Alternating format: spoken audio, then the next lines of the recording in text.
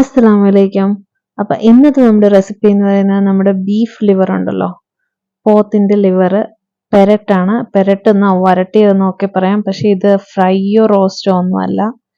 നല്ലൊരു റെസിപ്പിയാണ്. അതിന് റെസിപ്പിയിലേക്ക് പോകുന്നതിന് മുന്നേ നമ്മുടെ ചാനൽ ഇതുവരെയായിട്ട് സബ്സ്ക്രൈബ് ചെയ്യാത്തവരാണെങ്കിൽ ഒന്ന് സബ്സ്ക്രൈബ് ചെയ്ത് സപ്പോർട്ട് ചെയ്യണം കേട്ടോ. അടുത്തുള്ള ബെൽ ബട്ടൺ കൂടി ഒന്ന് പ്രസ് ചെയ്തേക്കണം കേട്ടോ.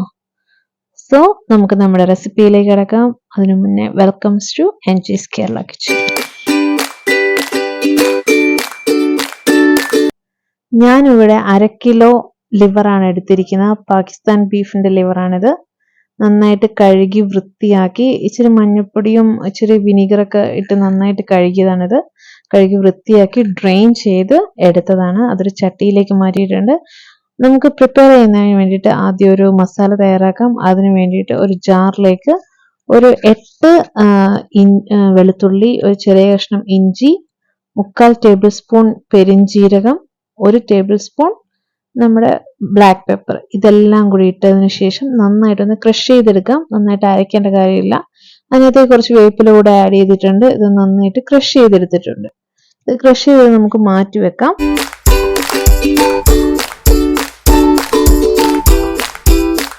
ഇനി നമ്മുടെ ബീഫിലേക്ക് നമുക്ക് 2 ചെറിയ സവോള അരിഞ്ഞിട്ട് കൊടുക്കാം.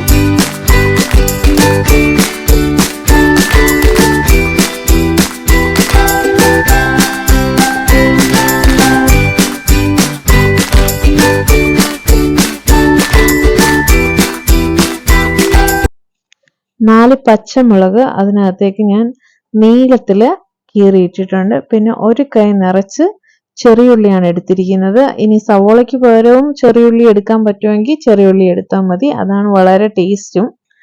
പിന്നീട് കുറച്ച് കൂടുതൽ തന്നെ വേപ്പിലയും ഞാൻ ഇതിനകത്തേക്ക് ഇട്ട് കൊടുത്തിട്ടുണ്ട്. ഇനി നമ്മൾ ക്രഷ് ചെയ്ത് വെച്ച മസാല ഉണ്ടല്ലോ, പെരിഞ്ജീരകവും നമ്മുടെ കുരുമുളക് കൂടെയുള്ള ആ ക്രഷ്ഡ് മസാല കൂടി ഇതിനകത്തേക്ക് ആഡ് ചെയ്ത് കൊടുത്തിട്ടുണ്ട്. പിന്നെ ഒരു 1/2 ടീസ്പൂൺ മഞ്ഞൾപ്പൊടിയും 1/4 ടേബിൾ സ്പൂൺ മുളക് പൊടിയും, ഇത് കാശ്മീരി ചില്ലി പൗഡറാണ്, മുളക് പൊടി ഇട്ട് കൊടുത്തിട്ടുണ്ട്. പിന്നെ 1 ടേബിൾ സ്പൂൺ ഇല്ല, 3/4 ടേബിൾ സ്പൂൺ മല്ലിപ്പൊടി, പിന്നെ 1 ടീസ്പൂൺ മാത്രം ഗരം മസാല എന്നിവ ഇട്ടതിന് ശേഷം പിന്നീട് 2 ടേബിൾ സ്പൂൺ വെളിച്ചെണ്ണ ഞാൻ ഇതിനകത്തേക്ക് ഒഴിച്ചു കൊടുത്തിട്ടുണ്ട്. ഇതെല്ലാം കൂടി നന്നായിട്ട് മിക്സ് ചെയ്യുന്നുണ്ട്.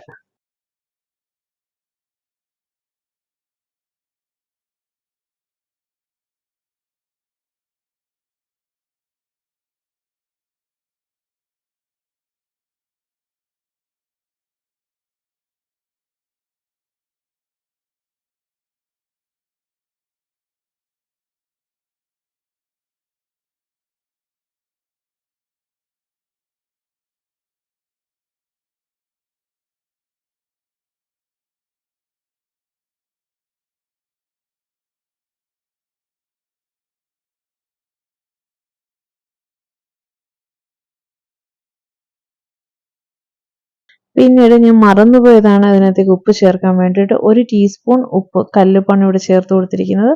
ഉപ്പും കൂടി ചേർത്തതിന് ശേഷം നന്നായിട്ട് മിക്സ് ചെയ്തെടുക്കുക.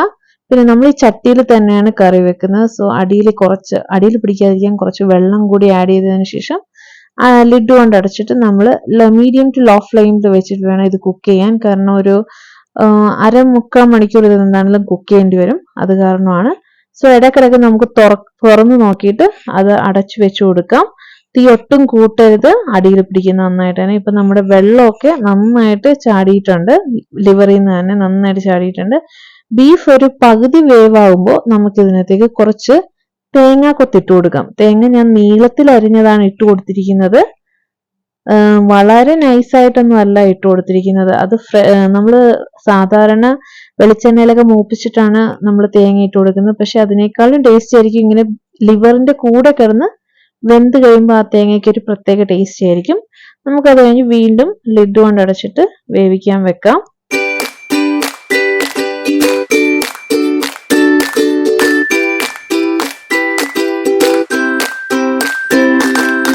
ഇപ്പൊ നമ്മുടെ ലിവർ ഒരു 40 മിനിറ്റ്സിന് ശേഷം നന്നായിട്ട് വേവ് ആയിട്ടുണ്ട്. ഈ സമയത്ത് കുറച്ച് കൂടുതൽ തന്നെ മല്ലിയില ഞാൻ ഇതിനകത്തേക്ക് ആഡ് ചെയ്ത് കൊടുക്കുന്നുണ്ട്.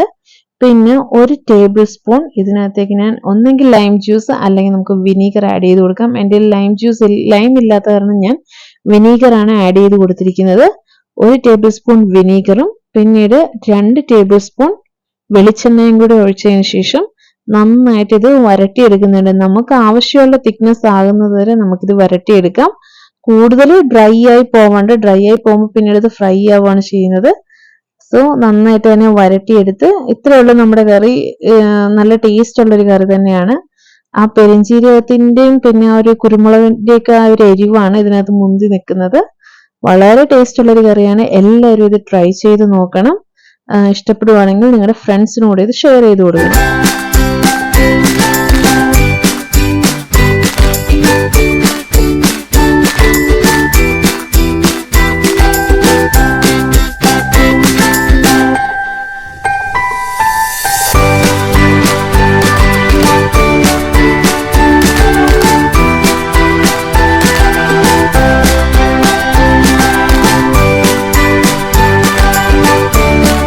എനിക്ക് ആവശ്യത്തിനുള്ള തിക്നെസ് ആകുന്നവരെ ഞാനത് വരട്ടിയെടുത്തതിന് ശേഷം അതിനകത്ത് കുറച്ച് വേപ്പില കൂടെ ആഡ് ചെയ്ത് കൊടുക്കുന്നുണ്ട്. വേപ്പില കൂടെ ആഡ് ചെയ്ത് കൊടുത്തതിന് ശേഷം നന്നായിട്ടൊന്ന് മിക്സ് ചെയ്തതിന് ശേഷം നമുക്കിത് ലിഡ് കൊണ്ട് ക്ലോസ് ചെയ്ത് വെക്കാവുന്നതാണ്. സോ നിങ്ങളെല്ലാവരും ട്രൈ ചെയ്ത് നോക്കുക. നിങ്ങളുടെ കമന്റ് അറിയിക്കുക. എല്ലാവരും ഒന്ന് ലൈക്ക് ചെയ്തും ഷെയർ ചെയ്തും ഒക്കെ ഒന്ന് സപ്പോർട്ട് ചെയ്യുക. So thank you.